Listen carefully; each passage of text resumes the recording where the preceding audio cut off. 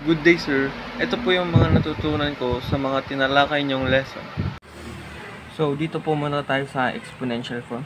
Ito pong si 6.4, siya po yung coefficient natin. Dapat po hindi siya bababa ng 1 o kaya tataas ng 9. Ito naman pong times 10 natin is si constant kasi po hindi siya nababago. So, ito naman pong si 5 ay yung exponential natin. So mamaya po may example po ako kung paano magiging negative yung exponent natin. So ito naman pong number na to is siya yung numerical form natin. So dumako po muna tayo dito sa numerical to exponential form. So pag ganito po ang movement is positive po siya. Pero pag pa kanan naman po is negative. So, magbibigay po ako ng example ng numerical to exponential form. For example, 18,000. Yan. So, gagawin natin siyang numerical form.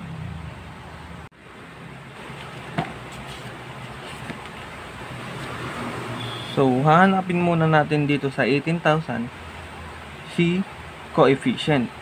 So, ito na ang ano natin, itong 1 and 8. So, dapat hindi lalampas sa 1 at bababa ng 1 at tataas ng 9. So, yan, magiging nandito na ang decimal.